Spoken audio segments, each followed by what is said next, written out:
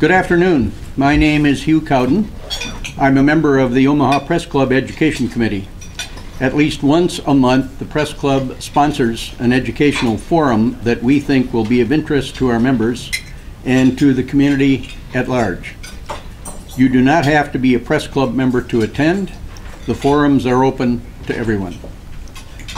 Today we are dealing with the topic of alternative energy in Nebraska. The Nebraska Energy Office has been making policy recommendations to state officials and the governor's office regarding the development of renewable energy in this state, and public interest in this topic is increasing.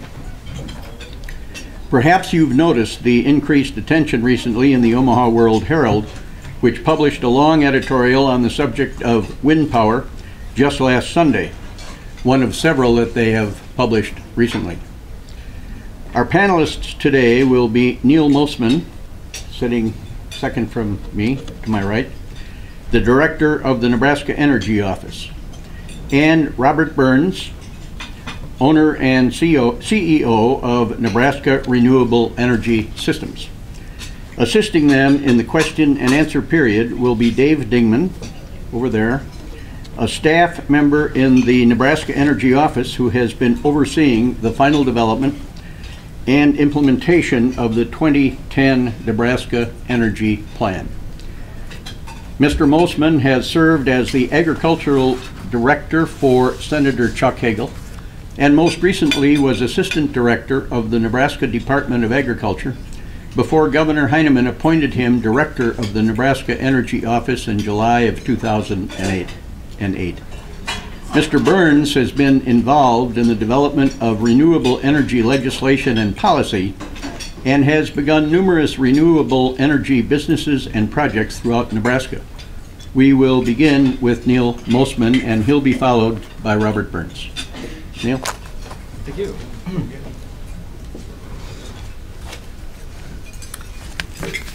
Thank you, Hugh. It is it's a real pleasure to be here today among such an august body. Here's our here's the extent of my presentation, and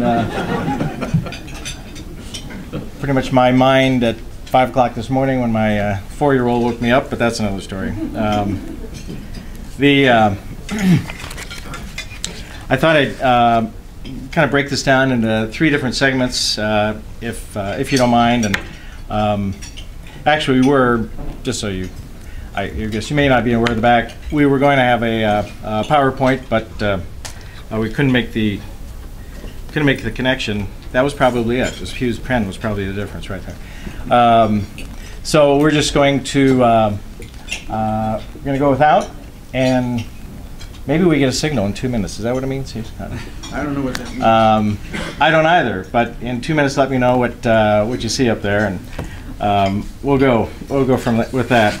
The Nebraska Energy Office, it was founded in 1977, and probably most famous for, over the years, the Energy Office, we're not a regulatory body, but most of what we're known for is the Dollar and Energy Savings Loan Program.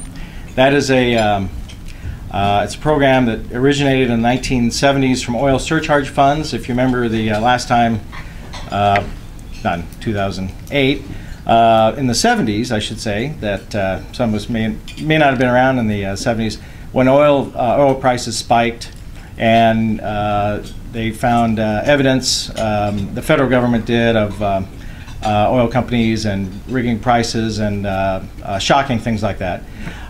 So a pot of money was created, and long and short of it, and Nebraska got a share of that, and about $20 million, and the oil surcharge fund. And what we did, what the state of Nebraska did, is put that into a revolving loan fund. And we've been operating that for 20 years. It's right now it's a 5% loan fund. The Energy Office, we loan our money out at 0%, and banks serve as our partners. They match us dollar for dollar. They charge 10%, so it's a 5% total loan. And since the 1979, we've rolled out $20 million over 6 times, and we've had fantastic success with it. As a matter of fact, the U.S. Department of Energy now, because of the stimulus package, and we'll talk a little bit about that, The feds, the U.S. Department of Energy, wants to utilize our loan program as a model for other states, other 49 states, to emulate in terms of utilizing their stimulus funds into a revolving loan pool for people, for folks to borrow off of. And if you know anything about stimulus dollars, particularly in the energy world, the big thing with stimulus dollars is you got to do two things, essentially. One is you got to create jobs, and two, save energy. All your programs have to, and the main goal is to do those two things.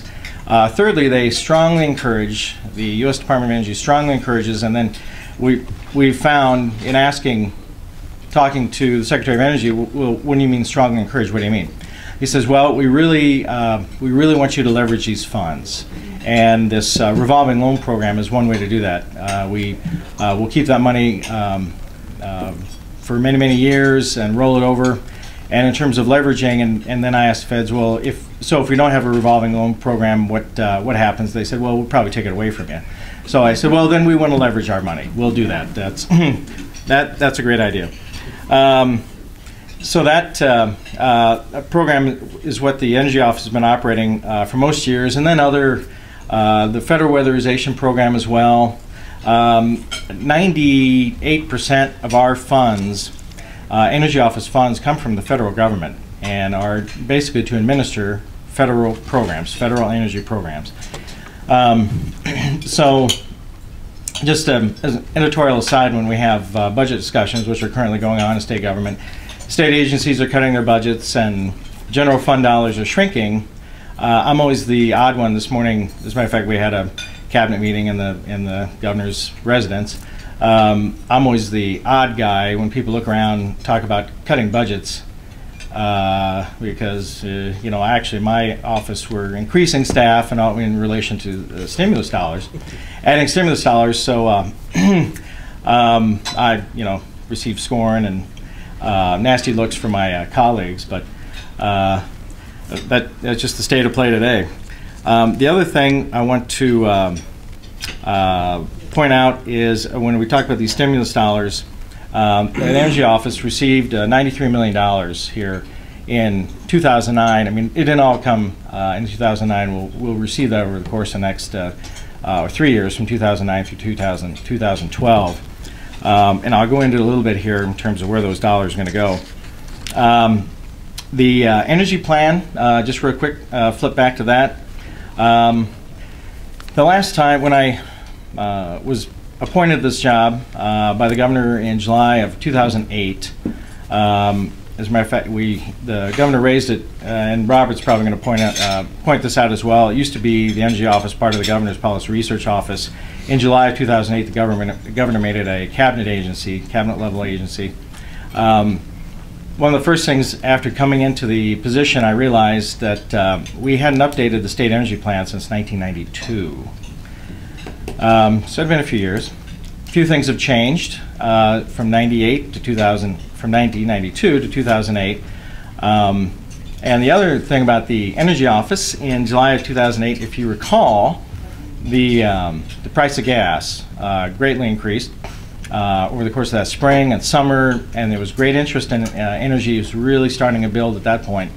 I had a lot of people over the past year or so, come up and say, hey, well, really, it was the presidential candidates in 08, right? I mean, Obama and McCain were talking about energy prices, and that really got the interest going. I said, no, I think it was $4.50 gasoline is what really did it.